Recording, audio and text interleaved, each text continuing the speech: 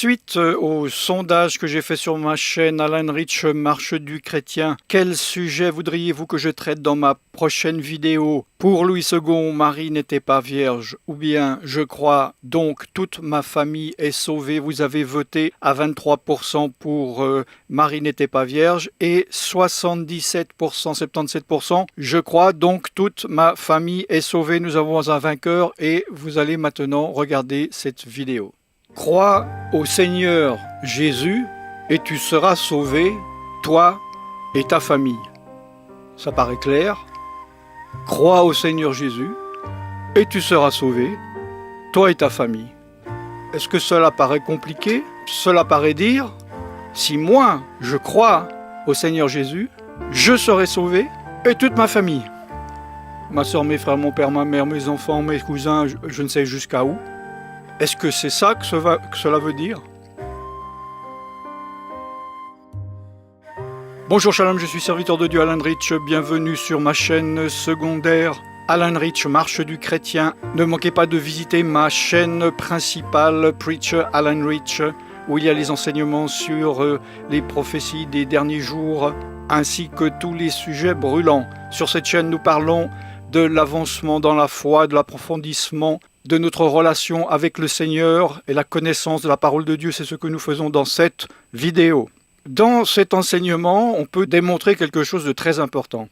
C'est que, j'allais dire, il y a une fâcheuse habitude. C'est pas ça, c'est un péché. C'est ultra grave de prendre un verset de la Bible hors contexte et d'en développer une doctrine générale. Parce qu'il y a aussi des passages dans la Bible, on a l'impression que dans un verset, Dieu dit quelque chose et dans l'autre, il dit le contraire. Donc, on peut se dire, ah bon, la Bible n'est pas si fiable que ça. Ou bien, bon, moi je vais choisir mon côté. Et quand il y a une bataille doctrinale entre deux chrétiens, chacun a sa liste de versets qui est différente et apparemment opposée pour défendre son point de vue. Or, la Bible est comme le Père, le Fils et le Saint-Esprit, est indivisible. Et s'il y a quelque chose qui paraît incompréhensible ou opposé, c'est que nous devons creuser pour comprendre ce que cela veut dire. Et ce verset est merveilleux pour ça. Parce que comme je l'ai dit au début, ça paraît simple. Je prends un gars dans la rue qui n'a jamais lu la Bible. Je lui dis, bon, lis un verset. Oui, quoi donc? Crois au Seigneur Jésus et tu seras sauvé, toi et ta famille. Qu'est-ce que ça veut dire? Qu'est-ce que tu comprends? Il ne va pas dire, oh là là, oui, on avait dit que Paul dit des fois des choses difficiles. C'est clair comme de l'eau de roche. Ah bon? Si je crois au Seigneur Jésus, je suis sauvé, moi et ma famille, c'est ça que j'ai compris. Oui, félicitations, au revoir monsieur. Mais on ne peut pas enlever une partie de la parole de Dieu. Concernant également, crois au Seigneur Jésus, ne manquez pas, il faut absolument que vous regardiez cette vidéo qui est en ligne par rapport à croire. Qu'est-ce que c'est la foi? Parce que si vous êtes dans certains milieux catholico-protestantaux, etc., évangélicaux, on vous a menti en vous faisant croire, penser ce que veut dire croire. Donc, allez voir cette vidéo dont je crois que j'ai pris le titre et vous voyez sur l'écran « Sauvé par les œuvres de la foi ?» point d'interrogation. Ce qui paraît être contradictoire puisque sauvé par la foi, c'est sans les œuvres. Mais justement, allez voir, c'est très très très important. Et ça parle aussi de ce même sujet où il y a apparemment deux pensées différentes et opposées dans la Bible concernant une doctrine fondamentale. Le problème dans ce verset, crois au Seigneur Jésus et tu seras sauvé, toi et ta famille, c'est le mot sauver. Pourquoi? Parce que le mot sauver a été interprété, surtout par le protestantisme et les évangéliques, les pentecôtistes, les charismatiques, etc., voulant dire une seule chose. Or, ça veut dire plusieurs choses.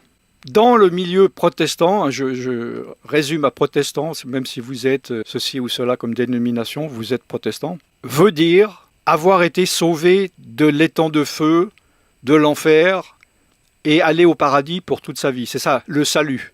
Alors, est-ce que c'est faux? Non, mais c'est une partie. Mais les protestants vont résumer à cela. Par exemple, il y a une définition, bon je traduis directement de l'anglais, excusez-moi, Être sauvé, c'est spirituellement parlant. Cela veut dire que vos péchés ne sont plus comptés contre vous envers une sentence de mort éternelle.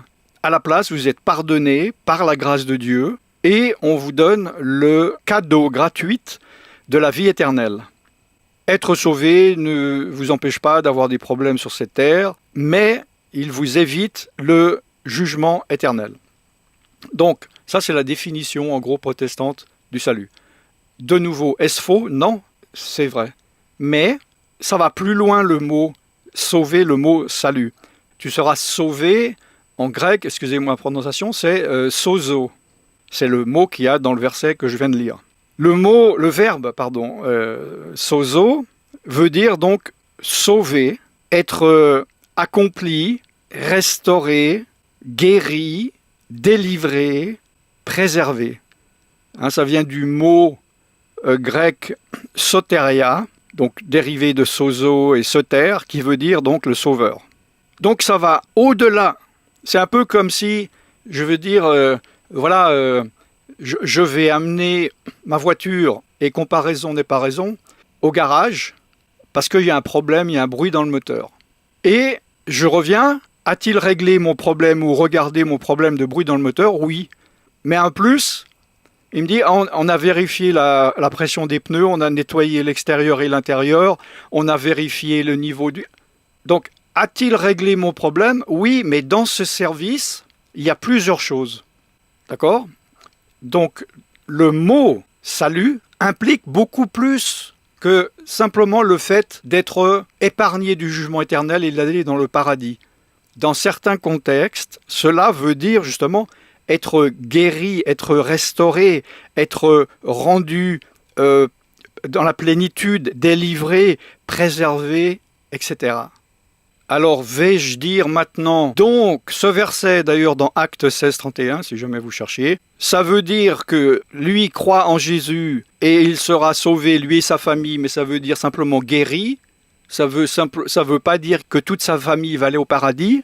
En d'autres termes, une question plus simple, est-ce que si une personne croit, toute ma famille va directement au paradis sans croire? Creusons. Comme je l'ai dit dans l'autre vidéo, allez la voir, croire, c'est pas simplement selon la doctrine protestante. Est-ce que tu crois à Jésus? Oui. Fais-le rentrer dans ton cœur. Voilà, tu es sauvé. Dis, viens dans mon cœur, Jésus. Non, c'est pas ça. C'est pas. Est-ce que tu crois qu'il va pleuvoir? Est-ce que tu crois que l'économie va aller mieux? Est-ce que tu crois à Jésus? Non. C'est une implication beaucoup plus grande. C'est suivre, c'est obéir. Bon, regardez la vidéo. C'est la parole de Dieu. Il y a dans le fait de croire 5 conditions du salut.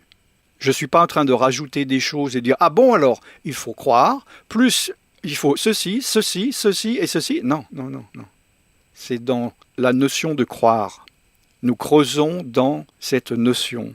C'est croire que Yeshua, Jésus, est le Seigneur, et croire en lui, ça veut dire avoir confiance.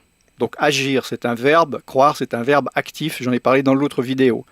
Dans Romains 19, si tu confesses de ta bouche le Seigneur Jésus et si tu crois dans ton cœur que Dieu l'a ressuscité des morts, tu seras sauvé. 1. Croire que Jésus est le Seigneur et Sauveur, donc mettre sa confiance en lui. 2. Le confesser publiquement. Romains 19, si tu confesses de ta bouche le Seigneur Jésus et si tu crois dans ton cœur que Dieu l'a ressuscité des morts, tu seras sauvé. Ou Luc 12, 8, je vous le dis, quiconque me confessera devant les hommes, le Fils de l'homme le confessera aussi devant les anges de Dieu. Troisième chose, dans ce package, il faut se détourner de ses péchés, il faut se repentir. Yeshua, Jésus a dit, Marc 15, « Le temps est accompli et le royaume de Dieu est proche, repentez-vous et croyez à la bonne nouvelle. » Acte 2, 38, Pierre leur dit, « Repentez-vous et que chacun de vous soit baptisé au nom de Jésus-Christ pour le pardon de vos péchés, et vous recevrez le don du Saint-Esprit. » Il y a la repentance à l'intérieur. Si vous ne savez pas ce que c'est la conversion, allez voir ma playlist « Comment être sauvé ». C'est en 6 parties de, 15 minutes. Investissez ça dans votre vie, ça vaut la peine, parce que l'éternité, ça va être long pour tout le monde. Ça sera merveilleusement long pour certains, et ça sera horriblement horrible pour d'autres. Quatrième chose inclue dans cette action de croire, être immergé, être baptisé. Là encore, allez voir la playlist sur le baptême, les enseignements sur le baptême. Et dans le verset que je viens de lire, il est dit « Repentez-vous et que chacun soit baptisé au nom de Jésus-Christ, de Yeshua HaMashiach ». Marc 16, évidemment, celui qui croira et qui sera baptisé sera sauvé. Il y a deux conditions, vous voyez, croire et être baptisé. Contrairement à ce que certains disent, il n'y a pas besoin d'autre chose que d'accepter intellectuellement l'idée de Yeshua. Et cinquième chose, la sanctification, ça veut dire la marche dans le Seigneur, être mis à part, parce qu'il est dit dans Hébreux 12, 14, rechercher la paix avec tous et rechercher la sanctification sans laquelle personne ne verra le Seigneur. J'ai fait et je ferai encore des enseignements sur exactement ce qu'est la sanctification. Parce qu'une personne qui dit « oui, je crois en Yeshua » et il remplit les 4 premières conditions, il va dire « oui, Jésus est mon sauveur ». Ah d'accord, super. Oui, je crois en lui. Oui, je veux me tourner. Oui, il faut se faire baptiser, je vais me faire baptiser. Mais il continue à vivre dans le péché comme avant, il ne change pas. Il donne ainsi une évidence publique qu'il n'est pas sauvé. Parce qu'on voit le salut se voit, la transformation se voit. Alors, devient-on parfait du jour au lendemain ? Non, je sais que beaucoup de chrétiens, ils disent « Ah, mais moi, je pêche toujours, donc je ne suis pas sauvé. » Parce qu'il y a beaucoup de pasteurs, entre guillemets, qui font croire qu'il faut être parfait et qu'ils sont parfaits, alors que nous sommes toujours des pécheurs. Il est dit que celui qui dit qu'il n'a pas de péché fait Dieu menteur. J'en ai parlé, j'en reparlerai. Il faut comprendre là que Paul savait, sentait spirituellement que lui et sa famille étaient ouverts à l'évangile. Oh là là, où c'est que c'est très alambiqué, où c'est que vous allez chercher ça ? Dans la Bible. Il savait que lui et sa famille, donc les gens de sa maison, ça pouvait être sa femme, ses parents, peut-être ses grands-parents, ses enfants, ses frères et sœurs, etc. à l'époque, ils étaient ouverts et ils allaient accepter l'évangile. Comment je sais ça ? Dans Actes 16, 32, ils lui annoncèrent la parole du Seigneur ainsi qu'à tous ceux qui étaient dans sa maison. Ça veut dire que sa maison n'a pas dit « C'est qui ce gars ? Laisse-nous tranquille, je veux pas qu'il rentre dans ma maison, je veux pas écouter cela. » D'accord ? Premièrement. Mais ce verset ne veut pas dire que si lui croyait, toute sa famille allait au paradis. Mais comme je l'ai dit, il savait, il sentait spirituellement, Paul, qu'ils allaient accepter le Seigneur. Comment je le sais ? Acte 16, 33, il les prit avec lui à cette heure même de la nuit, il lava leurs plaies et aussitôt, il fut baptisé. Ah, super. Lui et tous les siens. Donc toute la famille s'est convertie. Pensez-vous que Paul a simplement fait du pressing, il a fait du chantage doctrinal, la peur en disant « Bon voilà, vous savez que vous allez en enfer, mais bon, si maintenant je vous baptise, si je vous trempe dans l'eau, vous serez sauvés. » Et la famille a dit oui. Non, ils étaient ouverts et se sont véritablement convertis. Donc, Paul aurait-il pu dire ou disait-il à tout le monde dans la rue « Bonjour monsieur, vous savez, si vous êtes sauvé, toute votre famille sera sauvée. » Non. Le salut est individuel. C'est clair ?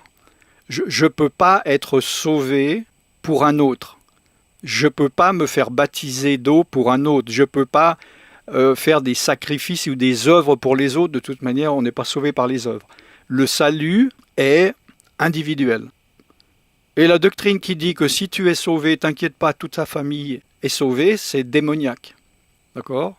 Moi, je viens d'une famille pas du tout chrétienne, une famille dans l'occultisme, dans la sorcellerie, dans la magie, dans donc le combat contre Dieu.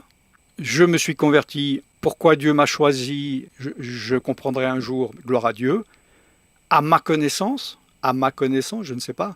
J'ai prêché l'évangile à chacun. Tous ceux qui sont morts depuis, de ma famille, personne n'a accepté le Seigneur. Ils ont tous dit « Ah, c'est bien, je suis content pour toi, mais ce n'est pas mon affaire. Moi, ça ne me concerne pas, j'en veux pas. » Se sont-ils convertis, ou y en a-t-il qui se sont convertis sur le lit de mort ? Peut-être, mais parce que j'ai cru. Toute ma famille, mon père, ma mère, mes frères, mes sœurs, mes cousins sont sauvés ? Non. C'est pas ça que cela veut dire. Et j'espère que vous avez compris ce que j'ai dit. Si c'est pas clair, regardez à nouveau la vidéo. Une fois, deux fois, trois fois. Regardez-la encore dans une semaine ou dans un mois. Cela va devenir clair pour vous. Le salut est individuel et j'en profite pour vous dire, si vous n'êtes pas sauvé, si vous n'êtes pas sûr d'être sauvé, si vous avez le moindre doute, allez voir cette playlist, ça va vous coûter l'éternité. Ne passez pas votre éternité dans le lac de feu parce que vous vous dites « Ouais, je ne vais pas perdre une heure de mon temps, j'ai d'autres choses à faire de plus intéressant que d'être sûr d'être sauvé. » D'autre part, le principe de la foi pour être sauvé, c'est exactement le même que si vous êtes sauvé, vous êtes chrétien, mais que vous vous êtes endormi ou éloigné de Dieu pour retourner ou pour revenir à Dieu, pour vous reconsacrer. Donc c'est valable pour tout le monde.